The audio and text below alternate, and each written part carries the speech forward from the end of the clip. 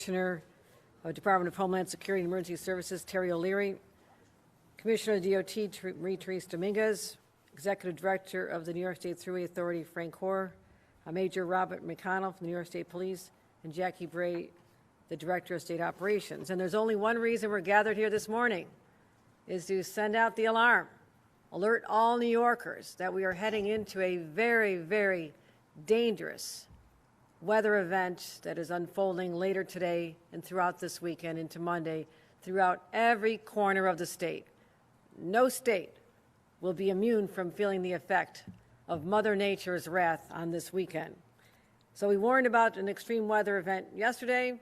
That event has arrived. It's intensifying as we speak. Now, we're used to winter in New York. We're in Albany today. I'm from Buffalo. Was in New York City yesterday. We think we're ready for this. But when you get complacent, that's when you get into trouble.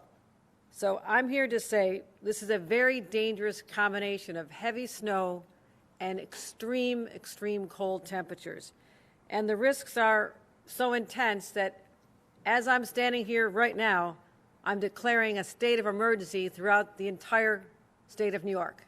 And what that'll allow us to do is to coordinate more closely with local governments, deploy state resources into municipalities without the lag of time required. So this will ensure that all of our local partners and agencies have the resources they need to keep New Yorkers safe and to get through this weather event. Allows us to suspend certain laws that would be other related to procurement, et cetera. So right now, here's the bad news. Temperatures across New York are plummeting. By tomorrow night, we'll be experiencing some of the most dangerous cold we've seen in years. And if you're heading up to the North Country or live in that beautiful part of our state, you better bundle up. You'll be experiencing minus 40 to minus 50 degree wind chills. The rest of the state, real field temperatures will feel like below zero tonight and tomorrow, down to a negative minus 20. All across the I-90 corridor from Buffalo to Albany will feel like it's below zero and also down minus 20. And even in downstate, the temperature will feel like minus 10, Hudson Valley, minus 10 in New York City and Long Island. And that is not something that part of our state is accustomed to. So what are you worried about? What am I worried about? Frostbite. Frostbite can set in literally within 5 minutes of exposure, as well as hypothermia. So the symptoms of hypothermia are poor coordination, slurred speech, exhaustion, shivering. Let's first of all try to prevent being in this situation, but if you must be outside and you're with other people, pay attention to those signs because that means they're experiencing a serious health event. So we got the extreme cold. Bundle up. Let's talk about the volume of snow. We're seeing lake effect snow falling off of Lake Ontario and Lake Erie. The Tug Hill area of our state and Watertown will see 1 to 2 feet off of Lake Erie, up to 18 inches in the southern tier. Buffalo, only 4 to 6. I'm not sure they'll even notice, but Buffalo's prepared. But we're tracking another large storm system. It can begin impacting New York as early as Saturday night. Snow is expected all day, Saturday, Sunday into Monday. And also our forecasts have been upgraded or downgraded depending on your perspective. We're expecting more snow than they were talking about even 24 hours ago. So pay attention to these totals. 12 to 18 inches of snow possible across Long Island, New York City, Hudson Valley, Capital Region, Southern Tier, Mohawk Valley, and Central New York. The rest of the state could see upwards of a foot of snow. Now, up to a foot of snow downstate, it can be paralyzing in a dense area like New York City. They have not seen snow totals like this in years. But the good news is one good side of this was I always ask about what are the winds expected to be? Because if you have the combination of snow that is falling, but also high winds or hurricane force winds, as we've seen in many of our blizzards, that creates a condition of extreme whiteouts. That's when you cannot see on the New York State Thruway. That's when people are more at risk of going off the road or into a ditch. So the good news is we don't expect the high volume of winds throughout the state, but there will be surges, squalls of upwards of 25 to 35 miles an hour. So that can happen. Let's talk about how we can protect people. I've authorized all state employees to work remotely on Monday. I encourage other employers to do the same, just to keep people off the roads. And think about this, the fewer people on the roads, the more our great team led by Commissioner Dominguez can be out there salting and clearing the snow and making the roads safer for those, particularly emergency vehicles that must be out there. So let's focus on that. Also, we have a number of special elections across the state of New York on February 3rd due to vacancies that occurred. And so we'll be suspending early voting. Sunday is supposed to be the first day of early voting. We'll be suspending that on Sunday with the possibility of Monday as well in the New York City races. There is also a special election in Buffalo, but I don't believe the weather will be severe enough to affect this early voting on Sunday in Buffalo. Let's focus on New York City. The Board of Elections will be notifying the individuals in those 3 voting districts, in those 3 areas, as to additional hours to make up for the loss of early voting. They'll be adding more hours to the time period before the February 3rd election. I want to make sure we get that information out there as well. So, what are we asking New Yorkers to do? Keep an eye on all your forecasts. As I'm telling you today, they are changing. Follow all travel advisories and warnings from your local governments. And stock up. We don't want to run on groceries, but you do not want to be that parent who ran out of peanut butter on Sunday night and have to go out into the bitter cold to buy it. I've been that parent. You do not want to do that. So what I'm saying is go to the grocery store, stock up food, water, baby food, pet food. Make sure you do not have any reason to go out into the extreme colds as it unfolds over Sunday and Monday. Anything you need. You need to get your prescriptions filled. Do it right now. This minute. Get all your prescriptions filled as well. Also, fill up your gas tanks. When the weather drops as low as it's going to go, you do not want to be standing out there pumping your gas. That 5 or 6 minutes outside could literally be dangerous for your health. So stay at home as much as possible. Many people face an increased risk of a heart attack or cardiac arrest after shoveling snow. It happened to one of my neighbors in Buffalo.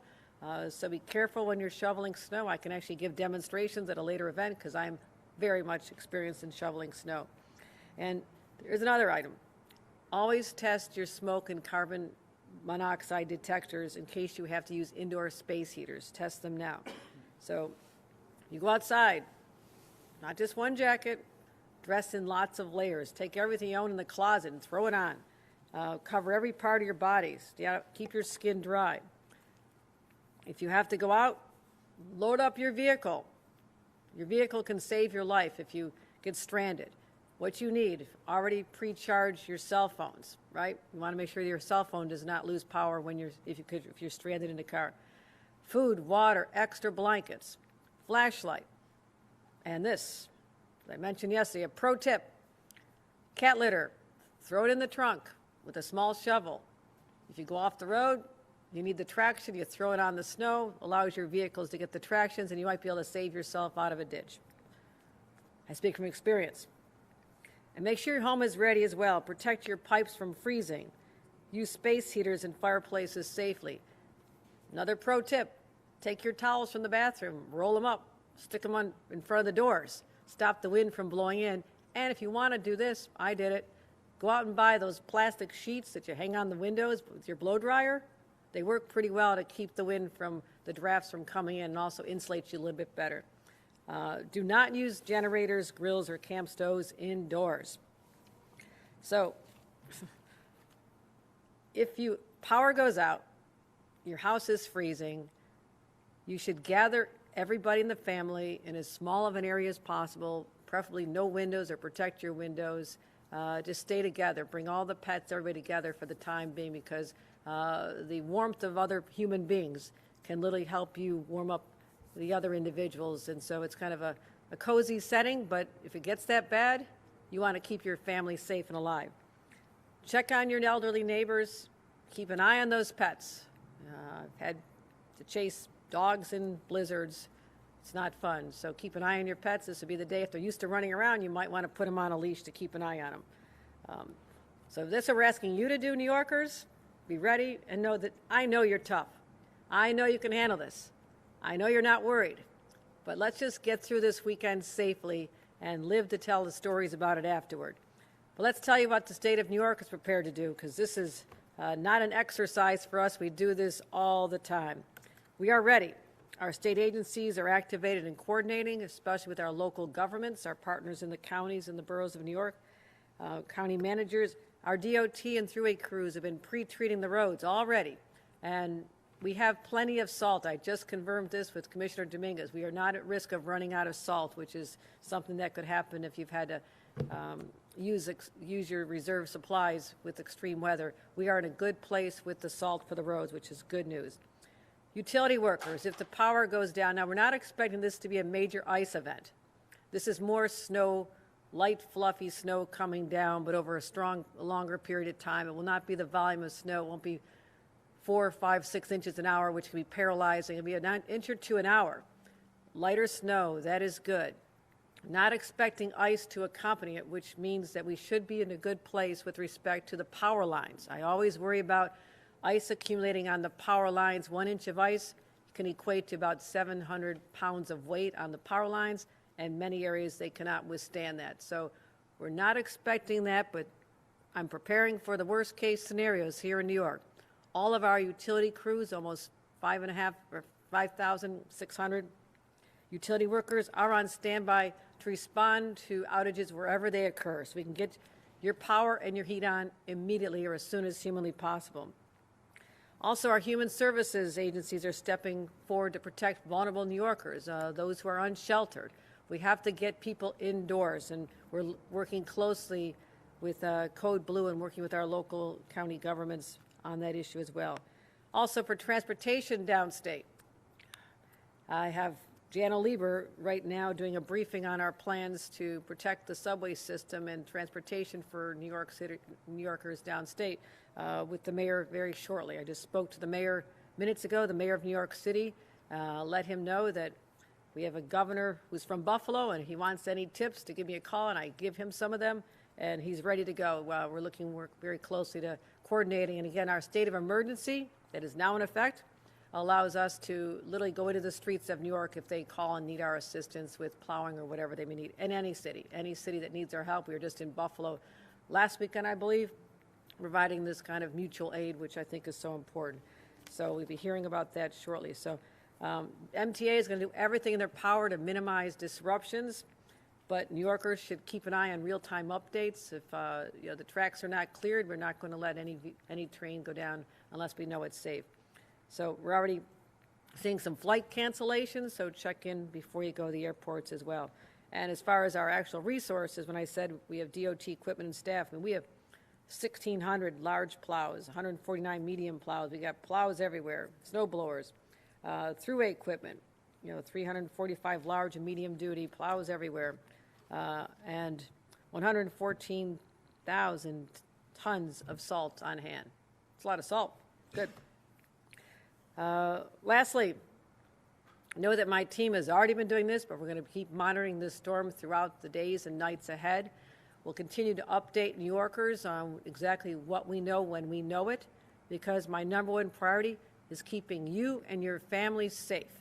And this is an event we can get through, but once the main storm and the extreme cold leaves us Monday or Tuesday, anticipate another week of really cold temperatures, not as severe as this weekend, but we're not going to be out of this for a while. So hunker down, change your habits, try to minimize your time outside. And I want to say this. I am so grateful to all the workers who have to be outdoors, whether they're working at the DOT or the Thruway Authority or the first responders who are out there doing everything they can to protect us, the nurses and healthcare personnel who have to keep showing up at their jobs. Let them know we appreciate them. Not everybody has the luxury of camping out, and not that they be watching any football this weekend. I will not be. But those who want to watch football or do whatever they're going to be doing this weekend is a gift. Stay warm, stay safe. But let's always be grateful for those who are literally putting themselves out there in extreme temperatures to keep the rest of us safe. So with that, I'll turn it over to Acting Commissioner Terry O'Leary for further updates. Thank you, Governor. To reiterate what the governor said, the state is prepared for this event. As part of that, in furtherance of the state of emergency, we have activated the State Emergency Operations Center starting on Saturday night. We anticipate it will be active through Monday. We've been in touch with our county and local partners about their needs, and we will also be helping staff their emergency operations centers as they open up. The governor mentioned the temperatures will activate code blue across the state. What we will see is localities and counties enhancing their shelter services. We also will be tracking warming centers as they open up. If you do experience power outages and have cold and need a warming center, we encourage you to call 211 to find the warming center in your locality. We've been preparing for this for a while, going back a year and a half when the governor charged us with working with localities for preparations. And as part of that, OEM, our partners at DOT, Thruway, State Police, and other state agencies have done winter tabletops with all counties throughout the state so that we know we're prepared and who we're dealing with. Prepare yourself. Please stay inside for the next couple of days if you can. And after that, during the snow, please stay off the roads. If you're on the roads, please do not crowd the plows. Let these snow fighters do their job in clearing the roads. And if you see the state police or other law enforcement assisting stranded motorists, please obey the move over law and give them space to do their job when they are outside. With that, I'd like to thank the governor for her support for all of the first responders in the state, as well as our local first responders. And Governor, I'll turn it back to you. Thank you.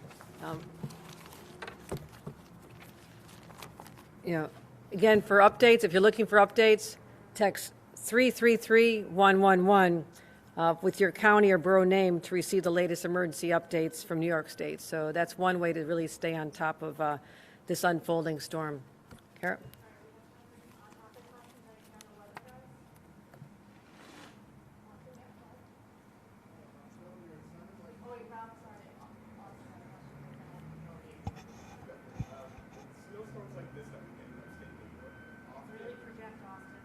Yeah.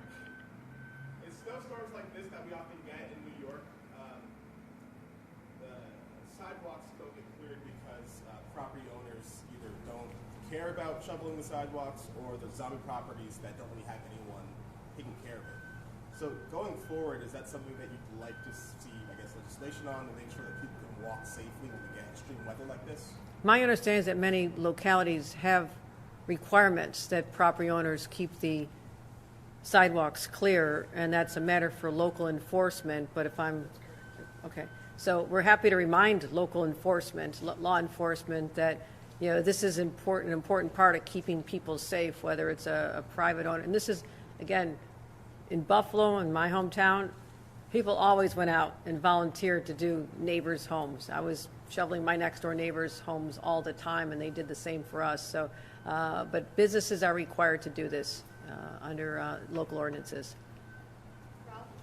Yes, Governor, you mentioned that Buffalo's not going to be hit that badly. Is the old Western New York, is it basically going to be the same in those 7, 8 counties out there, or is this something that...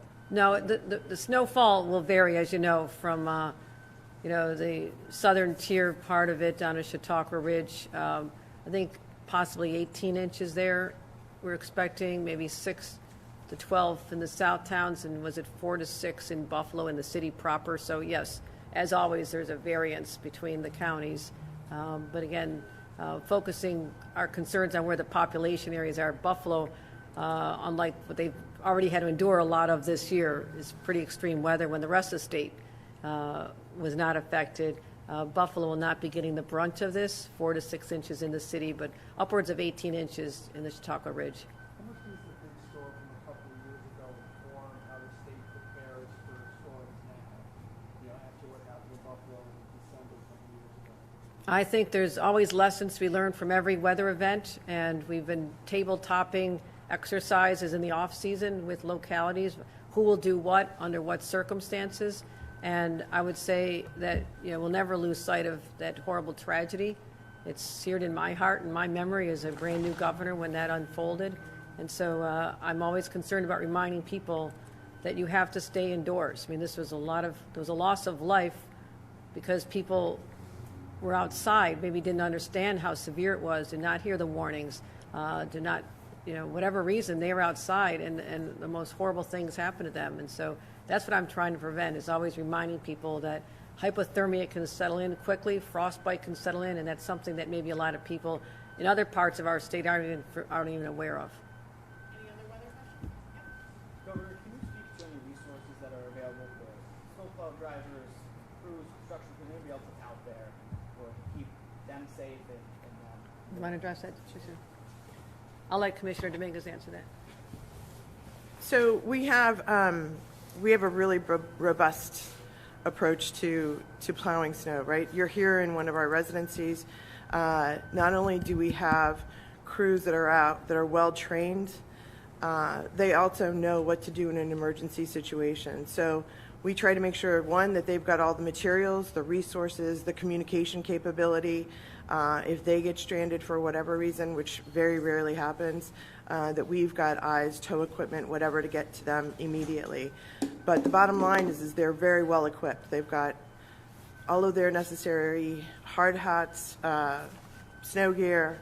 It takes everything to make sure that it all happens. And then we try to make sure that, even though we're working 24/7, that they get proper rest and are cared for, to make sure that they're making our roads as safe as possible for everybody to get out there. So we want to take care of them as well. Great. Thank you, everybody. All right.